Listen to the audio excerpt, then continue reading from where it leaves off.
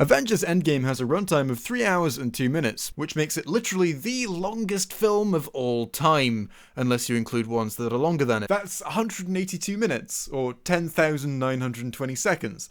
I wish it was longer. From this point on, there will be spoilers. Until I spoil something, you've got 3, 2, 1.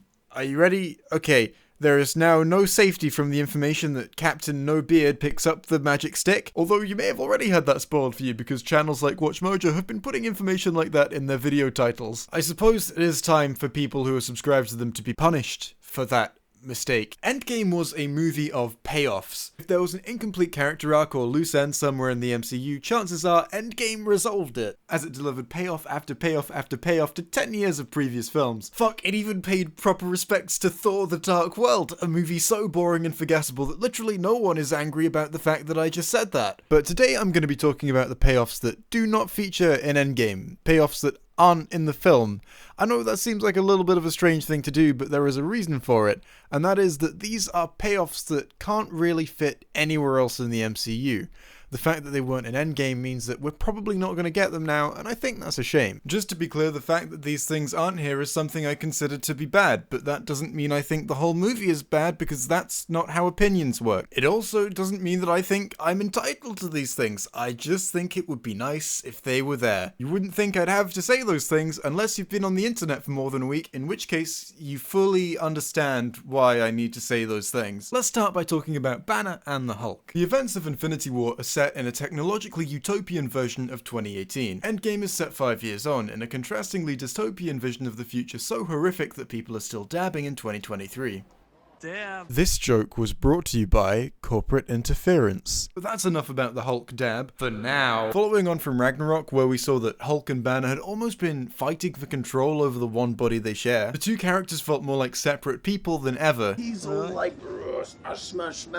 I prefer you. This led directly on into Infinity War, where right at the start, Hulk fights Thanos and gets his ass completely handed to him. For the rest of the movie, Hulk suffers from ED and refuses to come out to play. In fact, the comparison between Banner not being able to summon Hulk and not being able to get it up is so overt that I don't even feel that I'm making a joke when I compare it to ED.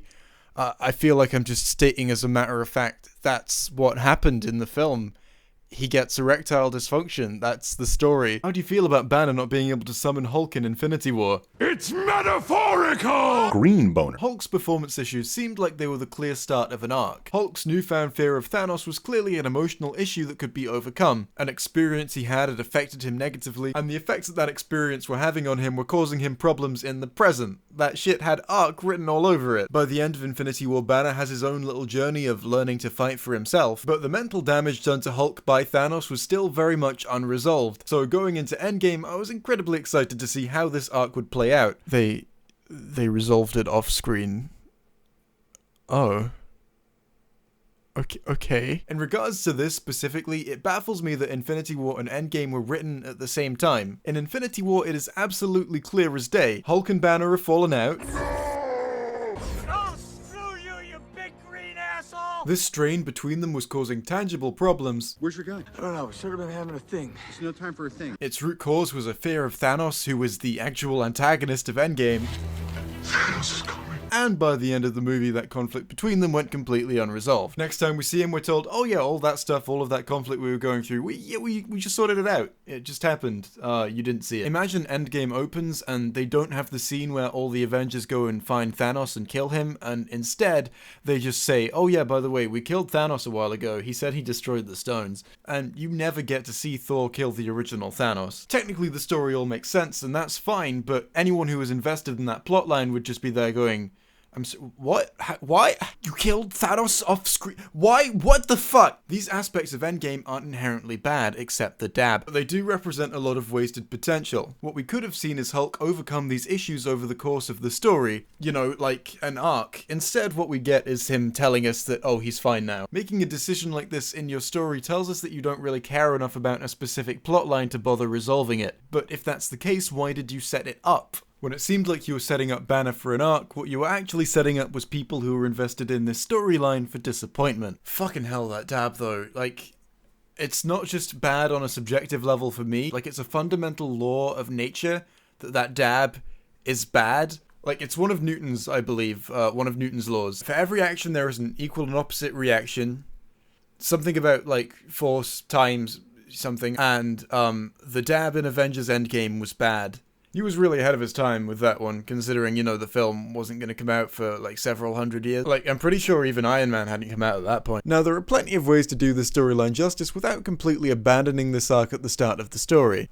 Let's get into some of those. Most ways to resolve this arc probably start with showing that Banner still can't get it up. There are lots of potential ways to establish that. You could show a situation where it would be beneficial for him to become the Hulk, and he doesn't manage to become the Hulk, or just put in some dialogue where he lets you know that he hasn't become Hulk since Infinity War. The obvious thing to do from that point would be to have a big climactic moment somewhere in the final fight that you've built towards throughout the course of the movie, where, for example, one of Hulk's friends is under threat, and Banner turns back into Hulk so that Hulk can punch the shit out of Thanos. Or at least try to, thereby overcoming his fear. That's what I expected to happen, and I think it would have been pretty awesome, but you could have also gone with a less obvious resolution to this emotional arc. If you, again, showed that Hulk was still unwilling to sort of come out, then another potential outcome that still pays respects to the events of Infinity War would be to have Hulk never take on Thanos, but realize by the end of the story that he doesn't need to be able to defeat that one dude to still be powerful. That he's his own giant green blob, and that he doesn't need to define himself in relation to one fight he lost one time.